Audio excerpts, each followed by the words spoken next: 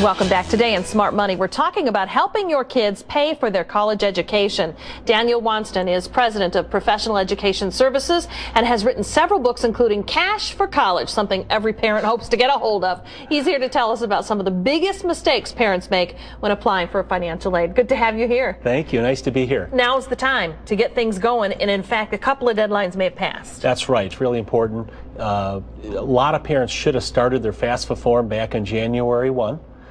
Because some schools have money that comes in a first-come, first-served basis. Yes. So some people have missed that, but it's not very late into the program yet, so there's still plenty of time. So if your child has applied or is already accepted in a university or college or whatever, get with their financial aid people. They will direct you on how to get a hold of whatever they've got, right? Yeah, absolutely, sure. You've given us a list of 10 mistakes that parents make in the whole financial aid process. Sure. And it is quite a mess to root through for a parent. First of all, you say a lot of parents will automatically assume, we're not eligible.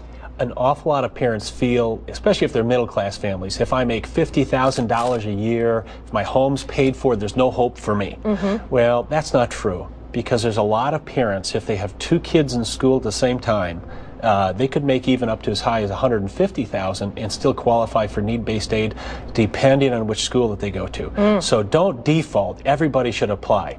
Now, you mentioned need-based aid, because another one of your mistakes is a lot of parents focus on that private money that might be available, that's right. And that need-based funding is out there. Yeah, the private money is scholarships. That'd be the money if you're a GM employee, there's $1,500. Or my niece, who's at Purdue, she got $2,500 from the Star Trek Club, which is my cool. word. Yeah. Note to all Trekkies. So everybody should try, but only out of all the money that'll go to pay for college across the country in any year, only about 3% come from that area. 97% of the money to go to pay the college bill will come from someplace else, so there can be an overemphasis. Now, another mistake you say is that we often assume that only athletes get the money, or you know, certain cases, but that's not true either.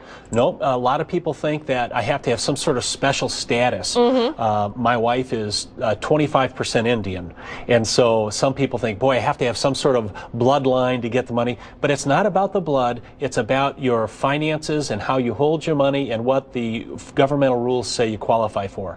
So you probably say everybody should go after it. Everybody should try. Okay, your next mistake, picking colleges and universities without paying attention to where their child lies in comparison with the rest of the student body. Yeah, and that's an important point.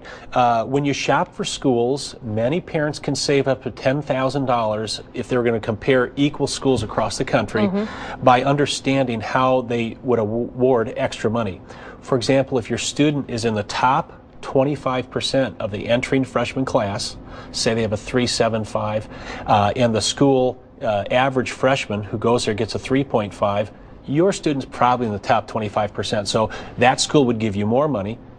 Same student at a different school, maybe that's a higher end school. Average student going in gets 3.95, a pretty good GPA. Yours is no longer in the top 25. So schools are different from each other in how they'll award the money. Another mistake you say is assuming that all schools are created equal and will give the same amount of money. Right, right. A couple of things with a financial aid system.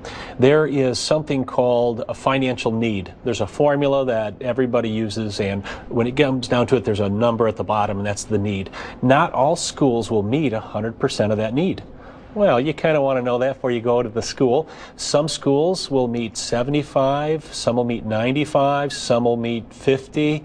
In West Michigan, I don't know of two schools that do it identical, so it can vary a lot from school to school. Well, this top 10 list is very instructive. You can find the complete list on our website at WZZM13.com under Take 5 links. Thanks for being with us. Great. And Thank you. all of you for watching. We'll see you back here tomorrow for more Take 5.